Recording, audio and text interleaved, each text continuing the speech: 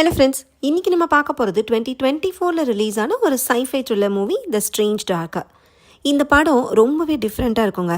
Science ஃபிக்ஷனும் இருக்கும், ஹியூமரும் இருக்கும். But மெயினாக இருக்கிறது கன்ஃபியூஷன் தான். ஒரு ஹஸ்பண்டு தன் ஒய்ஃப் கிட்ட போயிட்டு என்னால் ஃப்யூச்சரை பார்க்க முடியுதுன்னு ரொம்ப கேஷுவலாக சொல்கிறாரு. இவர் சொல்கிறத நம்புறதா வேண்டாமான்னு ஒய்ஃப் யோசிச்சுட்டு இருக்கிறப்பவே 2 ஸ்ட்ரேஞ்சர்ஸ் வீட்டுக்கு வராங்க. உங்கள் ஹஸ்பண்ட்க்கு மனநல சரியில்லைன்னு அந்த ஸ்ட்ரேஞ்சர்ஸ் சொல்கிறாங்க. அவர்கிட்டேருந்து இதையும் தெரிஞ்சுக்கிறதுக்காக மிரட்டவும் ஆரம்பிக்கிறாங்க. இதில் யார் சொல்கிறது உண்மைன்னு ஒரு பக்கம் கன்ஃபியூஷன் வருது.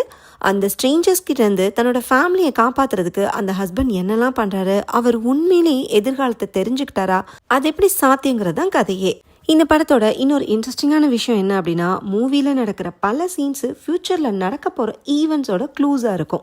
இது போக இன்னொரு இன்ட்ரெஸ்டிங்கான ஃபேக்டை படத்தோட எண்டிங்கில் சொல்கிறேன். கடைசி வரைக்கும் வீடியோவை ஸ்கிப் பண்ணாமல் பாருங்கள். First chapter 1. இதோட பேர் அன்எக்ஸ்பெக்டட் கெஸ்ட்ஸு. நைட் டைமில் ஒரு வீடை காட்டுறாங்க. இப்போ மணி 7:30. கோட் சூட் போட்ட ஒரு ஆளும் ஒரு யங் லேடியும் காரை விட்டு இறங்கி அந்த வீட்டு காலிங் பெல் அடிக்கிறாங்க. இந்த ஆளோட பேர் ஃப்ராங்க்கு, லேடியோட பேர் மரியா. நான் பேசிக்கிறேன், நீ அமைதியாருன்னு ஃப்ராங்க்கு கிட்ட மரியா சொல்கிறாங்க. ஃப்ராங்க்குக்கு இந்த காஸ்டியூம் பழக்கமே இல்லை போல் டையை அட்ஜஸ்ட் பண்ணிக்கிட்டே இருக்காரு. காலிங் பெல் அடிச்சுமே வீட்டுக்குள்ளே யாருமே வரல. அதனால் ஃப்ராங்க்கு கதவை தட்டுறாரு. கொஞ்சம் நேரம் கழித்து ஒரு லேடி கதவை திறக்கிறாங்க. இவங்க பேர் சூசன், ஸ்கூலில் டீச்சராக வேலை பார்க்குறாங்க. இப்போ தான் வீட்டுக்கு வந்திருப்பாங்க போல். நான் கிச்சன்லேருந்தே முட்டை கை தவறி உடஞ்சிருச்சு, அதான் கதவை திறக்க கொஞ்சம் லேட் ஆகிடுச்சு, சாரி அப்படின்னு சொல்கிறாங்க.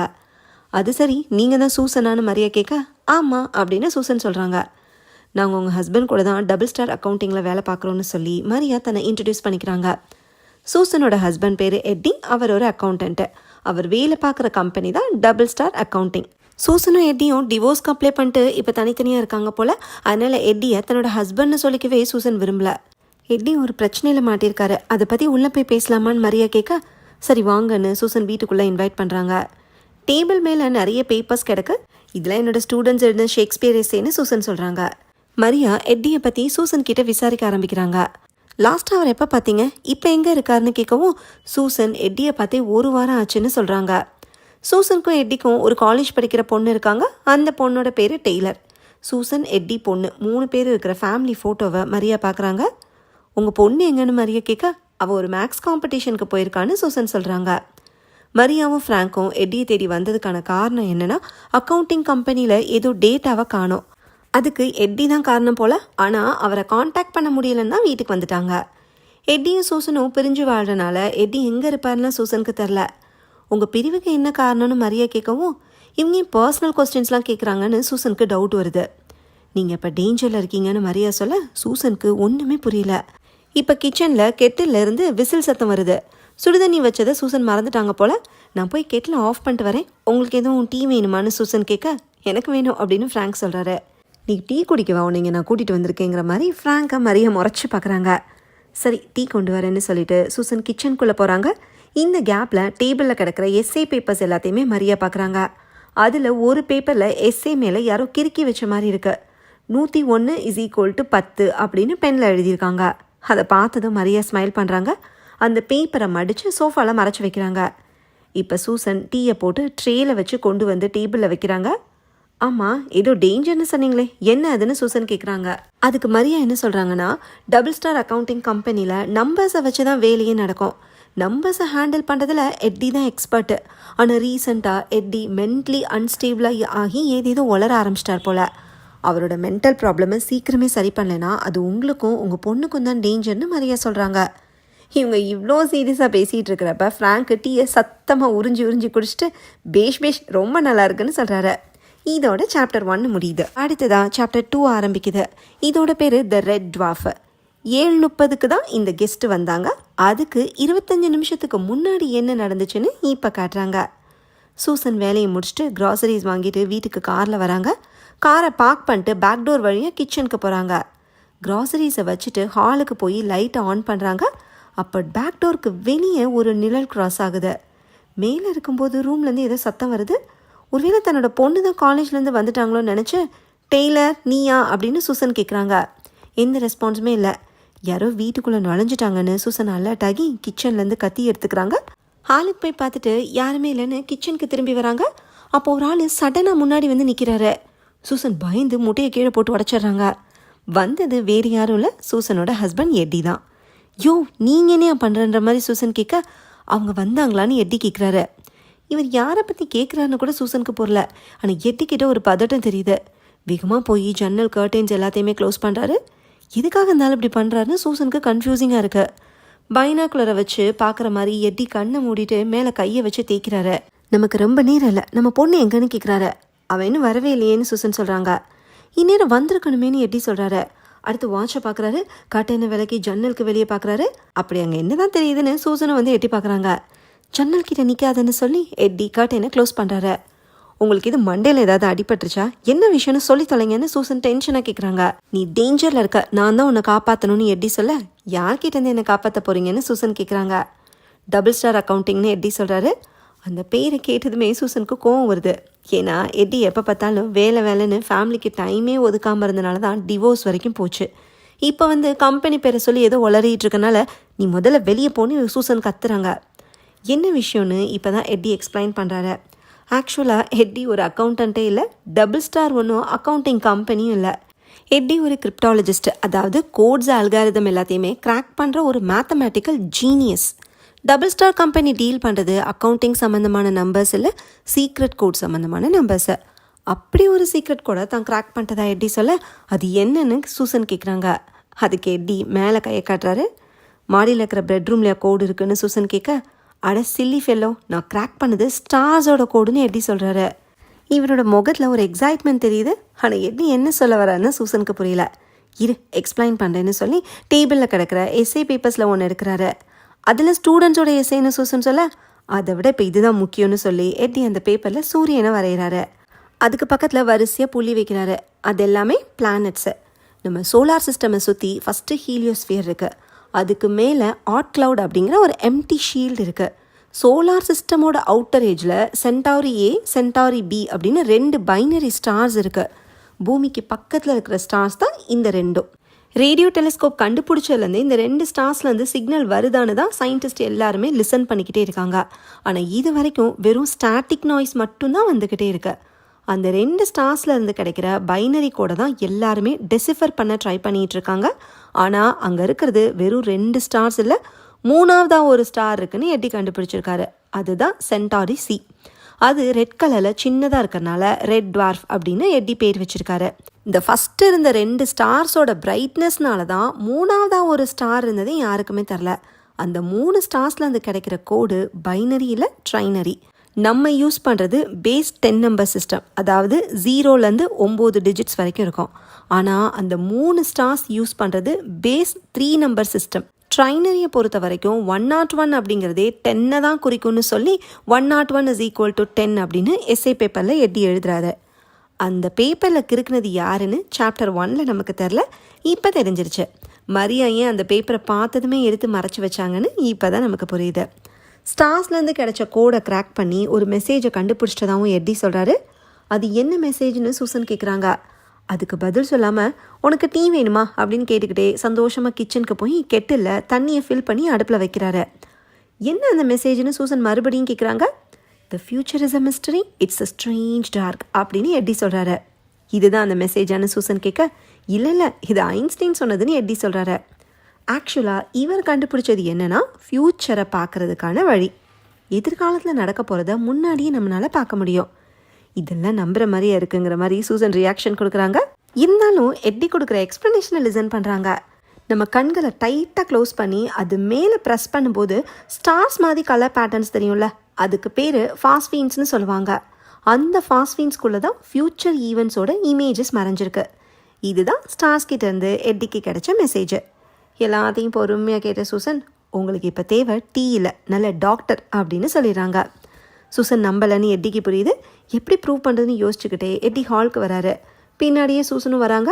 அடுப்பில் வச்ச கெட்டில் மறந்துட்டாங்க. சாப்டர் 1ல் கெட்டில் விசில் அடிச்சதுல அதை வச்சதே ஆனால் எட்டி தான்.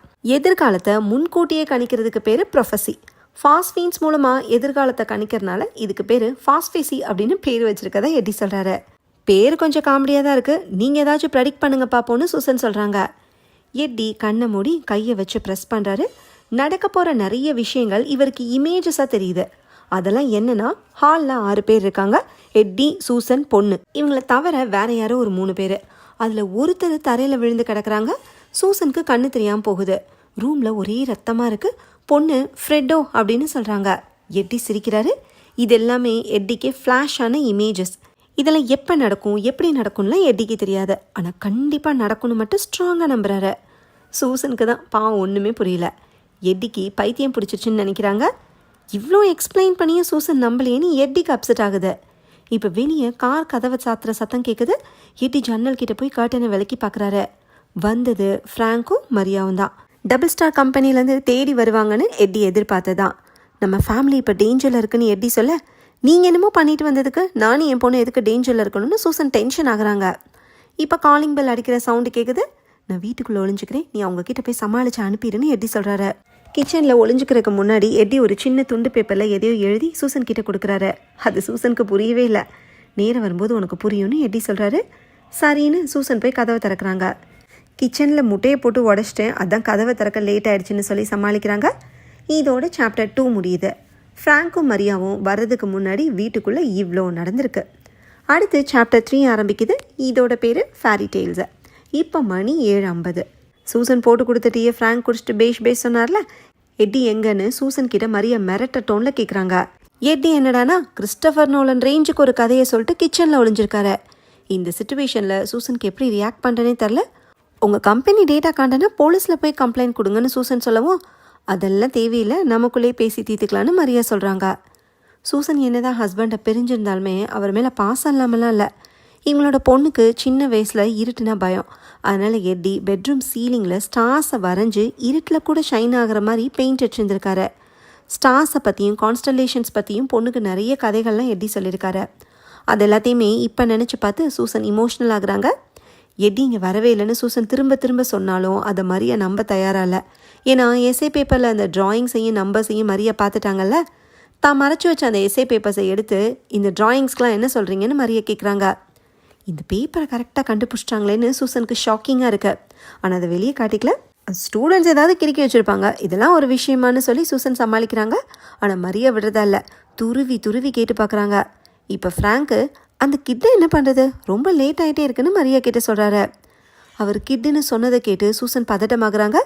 ஏன்னா இவங்களோட பொண்ணு இன்னும் வீட்டுக்கு வரவே இல்லை. ஒருவேளை பொண்ணை கடத்தி வச்சுருக்காங்களோன்னு சந்தேகம் வருது. என் பொண்ணு எங்கன்னு சூசன் கத்த, நீ ஃபஸ்ட்டு நான் கேட்டதுக்கு பதில் சொல்லு, எட்டி எங்கன்னு மரியா கேட்குறாங்க.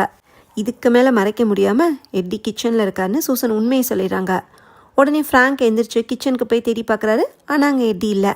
ஃப்ராங்க் சரியாக பார்க்கலன்னு நினச்சி மரியாவே சூசனை கூட்டிகிட்டு கிச்சனுக்கு போகிறாங்க. அங்கே பிளேட்டில் கிரேப்ஸ் இருக்குது. அதில் ஒரு பீஸை யாரோ எடுத்து சாப்பிட்ட மாதிரி இருக்கு. நைஃப் ஸ்டாண்டில் ஒரு கத்தி மட்டும் மிஸ் ஆகாது நமக்கு காட்டுறாங்க. எட்டி ஒருவேளை பேக்டோர் வழியாக போயிருக்கணும்னு சூசன் சொல்லவும் மரியா பேக்டோரை திறந்து பார்க்குறாங்க. தன்னோட ஒய்ஃபை இப்படி தனியாக விட்டுட்டு எட்டி ஓடி போயிருக்க வாய்ப்பே இல்லைன்னு மரியாவுக்கு தோணுது.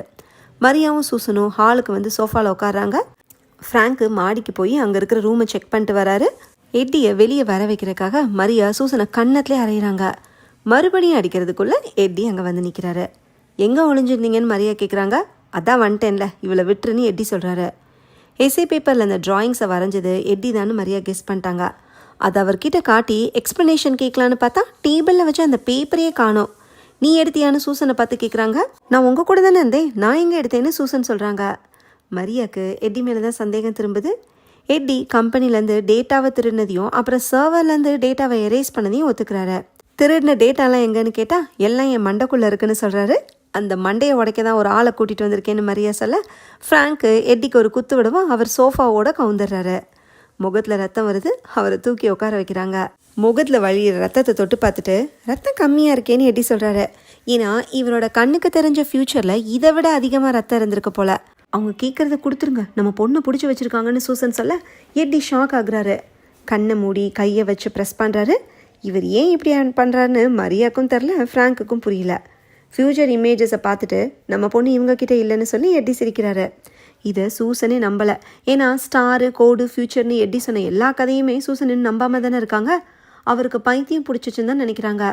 பொண்ணு காப்பாற்றுறதுக்காக மரியாவுக்கு தேவையானதை கொடுக்கலான்னு சூசன் டிசைட் பண்ணுறாங்க.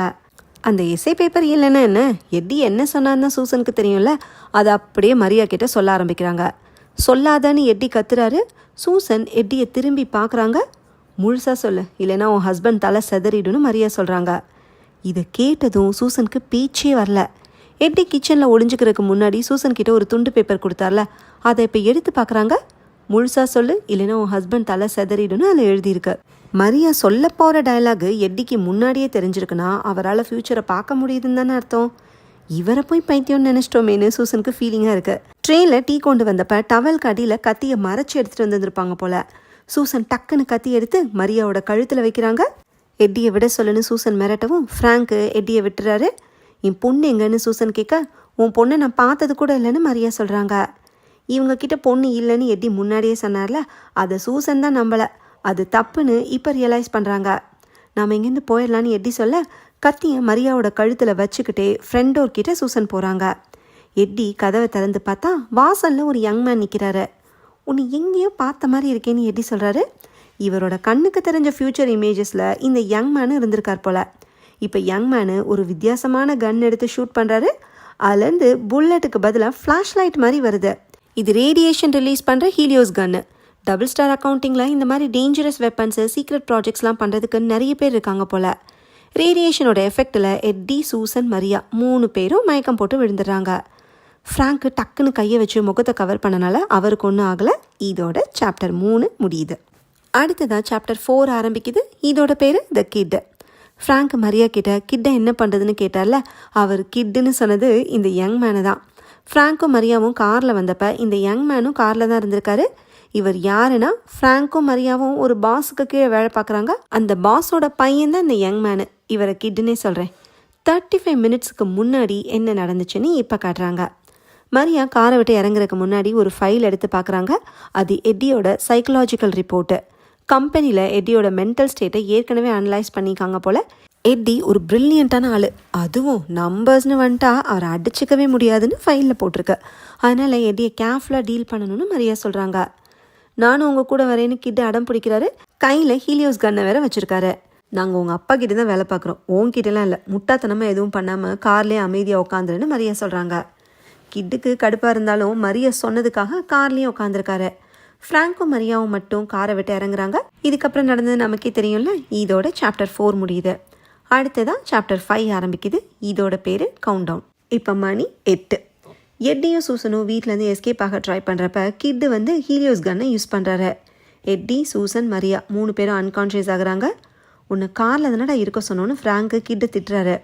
நீங்கள் சிச்சுவேஷனை கரெக்டாக ஹேண்டில் பண்ணியிருந்தா நான் ஏன் வந்திருக்க போகிறேன்னு கிட் சொல்கிறாரு. மயங்கி கிடக்கிற 3 பேரையும் தூக்கி சோஃபாவில் படுக்க வைக்கிறாங்க. ஃபஸ்ட்டு மரியாவுக்கு கான்ஷியஸ் வருது. ஹீலியோஸ் கன்னை ஏன்டா யூஸ் பண்ணன்னு மரியா கிட்ட திட்டுறாங்க. ஏன்னா அந்த ரேடியேஷனால் மரியாவுக்கு பயங்கரமாக தலை வலிக்குது. எட்டியும் சூசனும் இனி எந்திரிக்கவே இல்லை. மரியா தண்ணி எடுத்துகிட்டு வர சொல்லி கிட்ட கிச்சனுக்கு அனுப்புகிறாங்க. அவர் என்னடானா ஒரு பக்கெட் நிறையா தண்ணியை பிடிச்சிட்டு வராரு. நான் என்ன அவங்கள குளிப்பாட்டவா தண்ணி கேட்டேன், போய் கப்பை எடுத்துகிட்டு வாடான்னு மரியா சொல்கிறாங்க.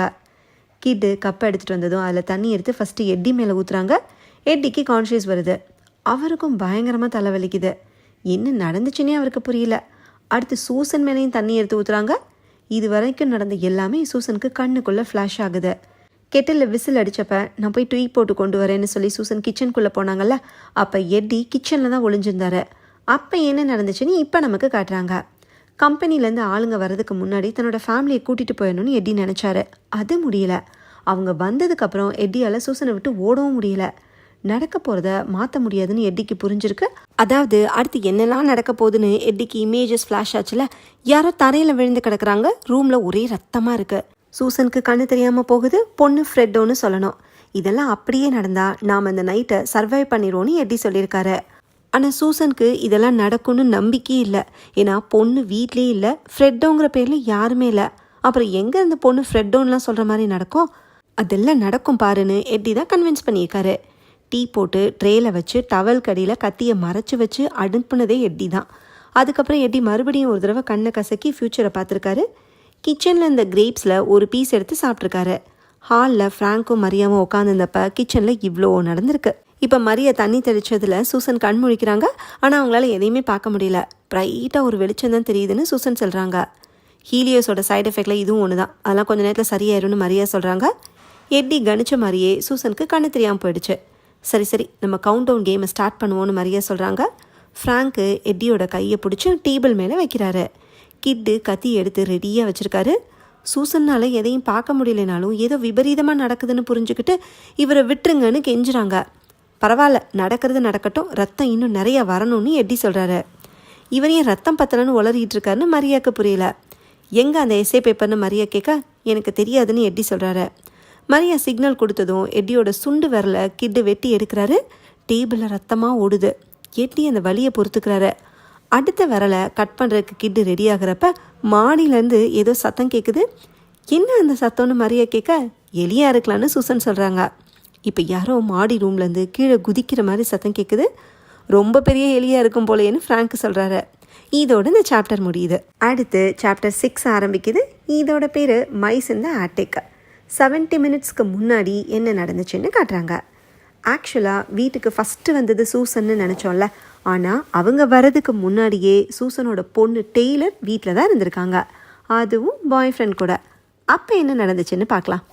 மாடியில் இருக்கிற பெட்ரூமில் பொண்ணும் பாய் ஃப்ரெண்டும் இன்டிமேட்டாக இருக்கலான்னு டிசைட் பண்ணியிருக்காங்க. அந்த நேரத்தில் தான் சூசன் வீட்டுக்குள்ளே என்டர் ஆகுறாங்க. பொண்ணு ஷூஸை கழட்டி பெட்டில் இருந்து தூக்கி எறியவும் அது தரையில் விழுகுது. சாப்டர் 2ல் சூசன் வீட்டுக்குள்ளே நுழைஞ்சதுமே மாடியிலேருந்து சத்தம் கேட்டுச்சுல, அது பொண்ணு தூக்கி போட்ட ஷூஸ் தான். ஆனால் அடுத்து எட்டி வீட்டுக்கு வந்தனால அந்த சத்தத்தை சூசன் மறந்துட்டாங்க. அதுவும் இல்லாமல் மேக்ஸ் காம்படிஷனுக்கு போன பொண்ணு வீட்டில் இருப்பான்னு சூசன் எதிர்பார்த்துருக்க மாட்டாங்கல்ல. தன்னோட அம்மா வீட்டுக்கு வந்துட்டாங்கன்னு தெரிஞ்சு பொண்ணு ஷாக் ஆகுறாங்க. இப்போ என்ன பண்ணுறதுன்னு பொண்ணும் பாய் ஃப்ரெண்டும் யோசிக்கிறாங்க. அடுத்து கீழே இருந்து எட்டியோட வாய்ஸ் கேட்குது. ஐயோ, அப்பா வந்துட்டாரான்னு பொண்ணுக்கு மறுபடியும் ஷாக்கு. அம்மா பிரிஞ்சு வேற வீட்டுக்கு போன அப்பா இப்பயும் திடீர்னு வந்திருக்காருன்னு பொண்ணுக்கு புரியவே இல்லை. கொஞ்சம் நேரம் கழித்து மெதுவாக பெட்ரூமை விட்டு வெளியே வந்து ஸ்டெப்ஸ் கிட்ட நின்று கீழே பார்க்குறாங்க. அந்த நேரத்தில் தான் ஃப்ராங்கும் மரியாவும் வீட்டுக்குள்ளே வந்து சூசன் கிட்ட பேசிகிட்டு இருந்தாங்க. இது யாரா அடியாளோட வந்த அரோரா சென்க்லார்னு பொண்ணு யோசிக்கிறாங்க. ஃப்ராங்கும் மரியாவும் எட்டியை தேடுறதுக்காக சூசனை கூட்டிகிட்டு கிச்சனுக்கு போன கேப்பில் தான் ட்ராயிங்ஸ் இருந்த எஸ்ஏ பேப்பர் காணாமல் போச்சு. மரியா மறைச்சி வச்ச அந்த பேப்பரை நைஸாக கீழே வந்து எடுத்துகிட்டு போனது பொண்ணு தான். அது ஏதோ முக்கியமான பேப்பர்னு பொண்ணுக்கு தோணியிருக்கு போல்.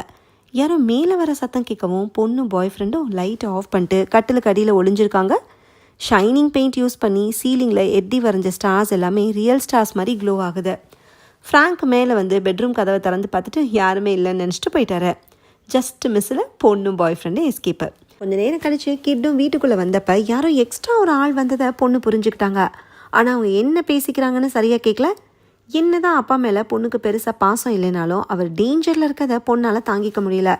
கீழே என்ன நடக்குதுன்னு தெரிஞ்சுக்கிறதுக்காக பொண்ணும் பாய் ஃப்ரெண்டும் மெதுவாக பெட்ரூம் கதவை திறந்து ஸ்டெப்ஸ் கீழே வந்து பார்க்குறாங்க. கிட்டு எட்டியோட விரலை வெட்டினது அந்த நேரத்தில் தான். அதை பார்த்துட்டு பாய் ஃப்ரெண்ட் பயந்து பெட்ரூம்குள்ளே ஓடுறாரு. இதுக்கு மேலே என்னால் இங்கே இருக்க முடியாதுன்னு சொல்லி பாய் ஃப்ரெண்டு ஜன்னல் வழியாக குதிக்கிறதுக்காக இறங்குறாரு. குதிக்காதன்னு பொண்ணு சொல்லியுமே பாய் ஃப்ரெண்ட் கேட்கல. உயிர் தான் முக்கியம்னு குதிச்சிடுறாரு. ஆனால் அந்த உயிர் போயிடுச்சான்னு தெரில. இவர் குதிச்ச சத்தம் தான் கொஞ்சம் நேரத்துக்கு முன்னாடி கீழே எல்லாருக்கும் கேட்டுச்சு. இதோட சாப்டர் 6 முடியுது. அடுத்தது சாப்டர் 7 ஆரம்பிக்குது. இதோட பேர் ஃபாஸ்பசி. ஃபாஸ்பீனையும் ப்ரொஃபஸையும் மிக்ஸ் பண்ணி எட்டி பேர் வச்சார்ல. இப்போ மணி 8:15. இது என்ன சத்தம்னு வெளியே போய் பார்க்க சொல்லி மரியா ஃப்ராங்க் அனுப்புகிறாங்க. மாடி ரூமில் போய் பாருன்னு சொல்லி கிட்டை அனுப்பி வைக்கிறாங்க. எட்டிக்கு விரலை வெட்டினல ரத்தம் நிறைய போகுது. இந்த மாதிரி தான் நடக்கும்னு எட்டிக்கு தெரியும்ல. ஏற்கனவே பாக்கெட்டில் எடுத்து வச்சிருந்த துணியை யூஸ் பண்ணி விரலை கவர் பண்ணுறாரு. இப்போ கிட்டு மாடி ரூம்லேருந்து பொண்ணை பிடிச்சி கீழே எடுத்துகிட்டு வராரு. நீ இவ்வளோ நேரம் வீட்டில் தான் இருந்தியான்னு எட்டியும் சூசனும் ஷாக் ஆகுறாங்க. உங்கள் ஃபேமிலி ட்ராமாவை அப்புறம் வச்சுக்கோங்க, ஜன்னல் வழியாக குதிச்சது யாருன்னு மரியா கேட்குறாங்க. எந்த ஜன்னல்னு ஒன்றுமே தெரியாத மாதிரி பொண்ணு நடிக்கிறாங்க. ஒத்தரோசா பிள்ளைய ரொம்ப அற்புதமாக வளர்த்துருக்கன்னு சொல்லி மரியா பொண்ணுக்கிட்ட போகிறாங்க. வெளியே போன ஃப்ராங்க்கு இப்போ வீட்டுக்கு வராரு. ஜன்னல் வழியாக குதிச்ச பாய் ஃப்ரெண்டு லாரியில் அடிப்பட்ட தவளை மாதிரி கீழே கடந்திருக்காரு. ஃப்ராங்க் வந்ததை பார்த்ததுமே பாய் ஃப்ரெண்ட் தெரிச்சு ஓடி இருக்காரு. ஃப்ராங்கால் பாய் ஃப்ரெண்டை சேஸ் பண்ணி பிடிக்க முடியல. டார்கெட்டை கோட்டை விட்ட உனக்கெல்லாம் எதுக்குடா கோட்டு சூட்டுங்கிற மாதிரி கிட்டு கிண்டல் பண்ணுறாரு. டென்ஷனான ஃப்ராங்க்கு கிட்டோட முகத்திலேயே குத்து விடவும் கிட்டு மயக்கம் போடுறாரு. இது சரிப்பட்டு வராது, எல்லாரையும் கம்பெனிக்கு கூட்டிகிட்டு போய் விசாரிப்போன்னு மரியா சொல்கிறாங்க. இதெல்லாம் என்னோட தப்பு தான், என் ஃபேமிலியை விட்டுருங்கன்னு எட்டி கெஞ்சுறாரு. இவ்வளோ நாளாக ஒர்க்கில் அப்சஷன் ஆகி குடும்பத்தை கவனிக்காமல் விட்டதுக்காக சூசன் கிட்டேயும் பொண்ணுக்கிட்டேயும் சாரி கேட்குறாரு. இந்த பிரச்சனையை நானே முடிவுக்கு கொண்டு வரேன்னு சொல்லி எட்டி கத்தி எடுத்து தன்னோட கழுத்தில் வைக்கிறாரு. அதை பார்த்த பொண்ணு பதட்டமாகி அந்த பேப்பர் என்கிட்ட தான் இருக்குன்னு உண்மையை சொல்கிறாங்க. சரி பேப்பர் எடுத்து கொடுன்னு சொல்லி மரியா கத்தியை காட்டுறாங்க. ஏற்கனவே எங்கள் அப்பாவோட விரலை வெட்டி அவரை ஃப்ரோடாக ஆக்கிட்டீங்க, நீங்கள் கத்தியை கீழே போட்டால் தான் நான் பேப்பரை தருவேன்னு பொண்ணு சொல்கிறாங்க. லார்ட் ஆஃப் த ரிங்ஸ் படத்தில் 9 ஃபிங்கர்ஸோடு இருக்கிற கேரக்டர் பேர் தான் ஃப்ரோடோ. பொண்ணு ஃப்ரெட்டோன்னு சொல்கிற மாதிரி எட்டிக்கு ஃப்யூச்சர் இமேஜஸ் தெரிஞ்சிச்சுல, அது ஆக்சுவலாக ஃப்ரெட்டோ கிடையாது, ஃப்ரோடோன்னு இப்போ எட்டி ரியலைஸ் பண்ணுறாரு. தான் ப்ரெடிக்ட் பண்ணது ஒன்றுன்னா நடக்கிறத பார்த்து எட்டி சிரிக்கிறாரு. குடும்பமே பைத்தியங்கிற மாதிரி மரியா கன்ஃபியூஸ் ஆகுறாங்க. ஹீலியோஸ் கன் எடுத்து பொண்ணுக்கிட்ட போய் பேப்பரை கொடுன்னு மிரட்டுறாங்க. இப்போ சூசன் டேபிளில் இந்த கத்தியை தொட்டு பார்த்து எடுத்து என் பொண்ணையே மிரட்டுறியான்னு கேட்குறாங்க. கண்ணு தெரியாத ஒன்றால் என்னை என்ன பண்ண முடியும்னு மரியா சொல்ல, இந்த கத்தியை உன் வயிற்றில் சொருக போகிறேன்னு சொல்லி மரியாவோட வாய்ஸ் கேட்குற டைரக்ஷனில் சூசன் போகிறாங்க. எல்லாமே என் ப்ரெடிக்ஷன் படி தான் நடக்குதுன்னு எட்டி சொல்கிறாரு. ஓ, ப்ரெடிக்ட் பண்ணிட்டியா? அப்படின்னா இதோட முடிவு எப்படி இருக்குன்னு மரியா கேட்குறாங்க. உனக்கு ரொம்ப மோசமான முடிவு தானே எட்டி சொல்கிறாரு. பொண்ணுக்கு பின்னாடி ஒளிஞ்சிருந்த மரியாவோட வயிற்றில் சூசன் கரெக்டாக குத்திடுறாங்க. ட்விஸ்ட் என்னென்னா, இவ்வளோ நேரம் கண்ணு தெரியாத மாதிரி சூசன் நடிக்க தான் செஞ்சுருக்காங்க. ஸ்கூல் ட்ராமாவில் பல தடவை பிளைண்ட் உமனை சூசன் நடிச்சிருக்காங்க போல். மரியா கீழே விழுந்து கிடக்குறாங்க. ஹீலியோஸ் கன்னு சூசன் எடுக்கிறாங்க. ஃப்ராங்க் சரண்டர் ஆகி மரியா கிட்ட போய் அவங்கள தூக்கி உட்கார வைக்கிறாரு. இதுக்கு மேலே இங்கே இருக்கிறது சேஃப் இல்லை, வாங்க போயிடலான்னு எட்டி சொல்ல, எங்கே போகிறதுன்னு சூசன் கேட்குறாங்க. நீங்கள் எங்கே போனாலும் நான் உங்களை தேடி வருவேன்னு மரியா சொல்ல, நீ கண்டிப்பாக வருவ, ஆனால் எனக்கு பயம் இல்லை, நீ வரதான் எனக்கு முன்னாடியே தெரிஞ்சிருமேன்னு எட்டி சொல்கிறாரு. செம்ம கெத்து பண்ணீங்கன்னு சொல்லி பொண்ணு எட்டியை ஹக் பண்ணுறா. நீ வரியா இல்லையான்னு சூசன் கிட்டே எட்டி கேட்குறாரு. நான் கூட இல்லைன்னா நீங்கள் 2 நாள் கூட தாங்க மாட்டீங்கன்னு சொல்லி சூசன் சிரிக்கிறாங்க. எப்படியோ இவங்களுக்குள்ள அந்த மிஸ் அண்டர்ஸ்டாண்டிங் சரியாகி ஒன்று சேர்ந்துட்டாங்க. எட்டி, சூசன், பொண்ணு 3 பேரும் வீட்டிலேருந்து வெளியே வராங்க. ஆமாம், நீ யார் கூட பெட்ரூமில் இருந்தேன்னு பொண்ணுக்கிட்ட சூசன் கேட்க, அது இப்போ ரொம்ப அவசியமா, வாங்க போகலான்னு சொல்லவும் 3 பேரும் காரில் ஏறிக்கிறாங்க. எனக்கும் கற்றுக் கொடுக்குறீங்களான்னு பொண்ணு கேட்க, என்னது டிரைவிங்கான்னு எட்டி கேட்குறாரு. இல்லை, உங்களை மாதிரி ஃப்யூச்சரை ப்ரெடிக்ட் பண்ணணும்னு பொண்ணு சொல்கிறாங்க. அடுத்து என்ன நடக்க போகுதுன்னு சூசனுக்கு ஒரு பயம் வருது. ஃப்யூச்சர் ஒன்றும் அவ்வளோ டார்க் இல்லை, அட்வென்ச்சராக தான் இருக்க போகுதுன்னு சொல்லி எட்டி சந்தோஷமாக சிரிக்கிறாரு. 3 பேரும் அங்கேருந்து கிளம்புறாங்க. அப்படியே வானத்தில் இருக்கிற ஸ்டார்ஸை காமிக்கிறாங்க. இதோட படம் முடியுது. வீடியோவோட கடைசியில் ஒரு இன்ட்ரெஸ்டிங்கான விஷயத்த சொல்கிறேன்னு சொன்னேன்ல, அது என்னென்னா, IMDb ரேட்டிங்கில் 10க்கு 9 வாங்கியிருக்கிற அந்த படம் பெஸ்ட் மூவி, பெஸ்ட் டைரக்டர்னு பல அவார்ட்ஸை வாங்கியிருக்கு. இதில் ஹைலைட்டான விஷயம் என்னென்னா, இது க்ரௌட் ஃபண்டிங் மூலமாக எடுக்கப்பட்ட படம். இதில் 90% ஆஃப் டொனேஷனை கொடுத்ததே டைரக்டரோட முன்னாள் ஸ்டூடெண்ட்ஸ் தான். ஓகே ஃப்ரெண்ட்ஸ், இந்த மூவி உங்களுக்கு பிடிச்சிருந்தா லைக் பண்ணுங்கள், ஷேர் பண்ணுங்கள், கமெண்ட் பண்ணுங்கள், மறக்காமல் சப்ஸ்கிரைப் பண்ணிடுங்க.